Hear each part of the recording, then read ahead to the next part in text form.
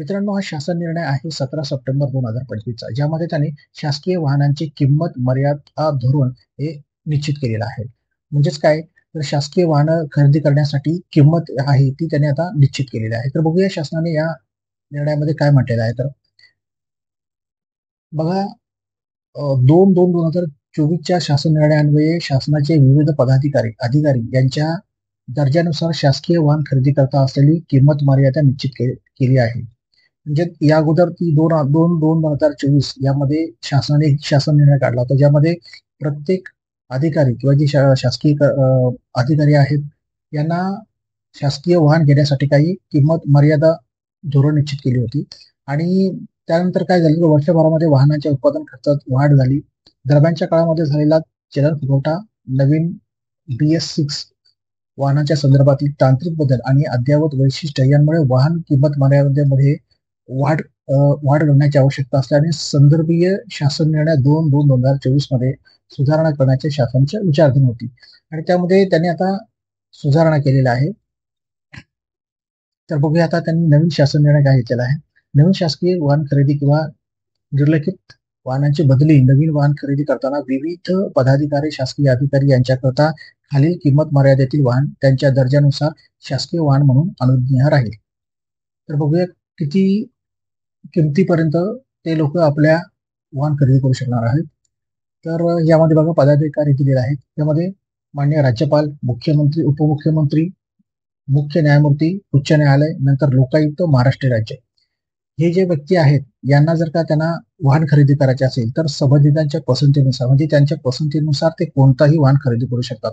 आणि त्यामध्ये किंमत मर्यादा त्यांनी दिलेला आहे. बघा, वस्तू व सेवा कर, मोटर वाहन कर व नोंदणी शुल्क वगळून, म्हणजे जे GST वगैरे आहे ते वगळून सगळं त्यांना मर्यादा नाही आहे.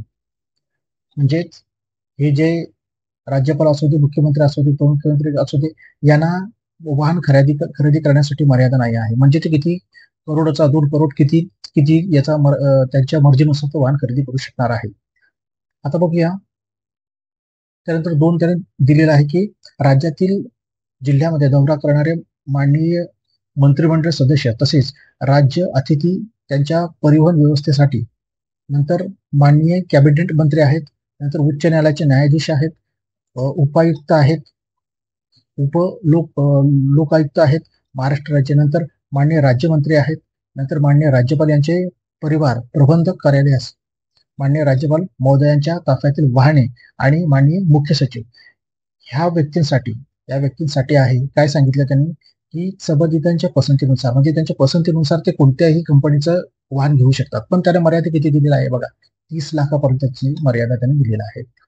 यानंतर बघूया, बघा, माननीय महाधिवक्ता, मुख्य माहिती आयुक्त, अध्यक्ष महाराष्ट्र लोकसेवा आयोग, राज्य निवडणूक आयुक्त, राज्य मुख्य सेवा हक्क आयुक्त, नंतर अप्पर मुख्य सचिव, प्रधान सचिव, सचिव, मंत्रालय विभाग यातील जे अधिकारी आहेत यांना त्यांच्या संबंधितांच्या पसंतीनुसार, म्हणजे त्यांच्या पसंतीनुसार ते कोणताही वाहन घेऊ शकतात. तथापि तथापि तथापि स्तंभ 4 मध्ये नमूद केलेल्या निर्दिष्ट किंमत मर्यादेमध्ये, म्हणजे 25 लाखाची मर्यादा आहे. म्हणजे 25 लाखापर्यंतचं वाहन ते खरेदी करू शकणार आहे.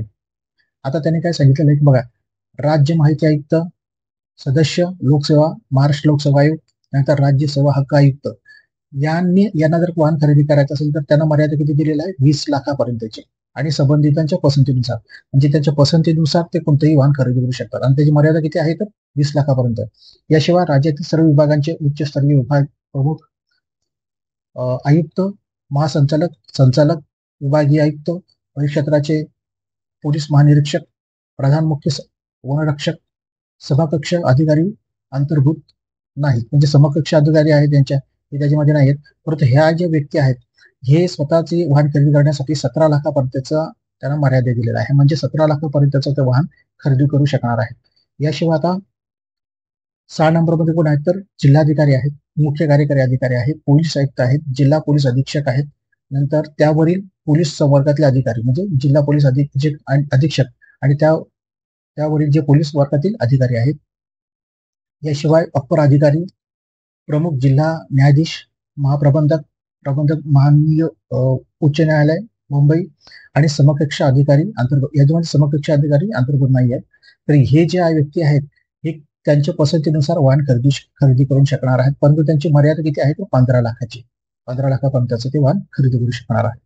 आता शेवट त्यांनी काय सांगितलं तर राज्यस्तरीय वाहन आढावा समितीने वाहन अनुज्ञेय केलेले इतर अधिकारी, म्हणजे आता याच्यामध्ये इतर अधिकारी जे आहेत बघा, म्हणजे या इतर अधिकारीमध्ये तुम्ही म्हणू शकता उपजिल्हाधिकारी असू दे, तहसीलदार असू दे, ज्यांना शासनानं वाहन दिलेलं आहे आणि जे शासनाचा वाहनाचा वापर करतात, असे व्यक्ती असे जे अधिकारी आहेत यांना त्यांच्या पसंतीनुसार ते कोणते वाहन खरेदी करू शकणार आहेत. मात्र त्याची मर्यादा किती आहे तर 12 लाखापर्यंतचं ते वाहन ते खरेदी करू शकणार आहेत.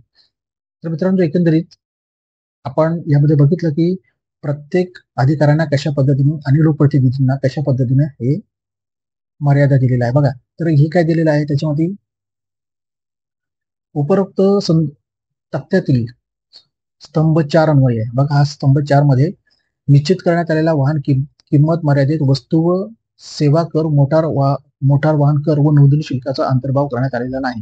म्हणजे याच्यामध्ये जीएसटी पकडलेला नाही, जीएसटी हा वेगळा असणार आहे. याशिवाय त्याने काय म्हटलेलं आहे बघा, तर 23/5/2025 शासन निर्णयानुसार जाहीर करण्यात आलेल्या इलेक्ट्रॉनिक वाहन धोरण 2025 अन्वये शासनाने इलेक्ट्रॉनिक वाहन वापरात प्रमाणात वाढ करण्याचे उद्दिष्ट ठेवलेले असल्यानं शासकीय विभागामध्ये इलेक्ट्रॉनिक वाहन वापरास प्रोत्साहन देण्याकरता उक्त तक्त्यातील स्तंभ क्रमांक 4 अन्वये निश्चित करण्यात आलेल्या किंमत मर्यादेपेक्षा 20% पेक्षा अधिक किमती इलेक्ट्रॉनिक्स वाहने खरेदी करण्यास मुभा राहणार आहे. म्हणजे बघा, ही जी या तक्ता 4 मध्ये जे वाहनांची मर्यादा दिलेला आहे, यामध्ये संबंधितांनी जर काय वाहन खरेदी करायचं ठरवलं आणि वाहन खरेदी करू असणार आहेत तर त्यांना 20% पर्यंतची वाढ देण्यात आलेली आहे. म्हणजे 20% पर्यंत पेक्षा जास्त वाढ त्यांना देण्यात आलेली आहे. म्हणजे 14 लाखाच्या पुढे वाहन तो जाऊ शकतो. अर्थात या प्रत्येकावर 20% एक्स्ट्रा ते वाढ त्यांना मर्यादा असणार आहे. याशिवाय अनुदेय वाहन खरेदी करताना कार्यक्षेत्रात सादर वाहनाच्या देखभाली व दुरुस्ती सुविधा तसेच वाहनाच्या सुट्ट्या भागांची स्पेअर पार्ट उपलब्ध समाधानकारक असल्याची खातर जमा करावी. बघा, त्यांनी काही याचे नियम दिलेले आहेत की बाबा वाहन खरेदी करताना कशा पद्धतीने तुम्ही खरेदी करा ते त्यांनी दिलेलं आहे. मित्रांनो, या व्हिडिओच्या माध्यमातून आपण शासनाचे हा GR समजावून घेण्याचा प्रयत्न केलेला आहे. खाली डिस्क्रिप्शन मध्ये हा GR मी टाकत आहे, शासन निर्णय टाकत आहे, तिथून जाऊन तुम्ही पाहू शकता. हा निर्णय सामाजिक क्षेत्रामध्ये काम करणाऱ्या व्यक्तीसाठी पण सुद्धा फार महत्वाचा आहे.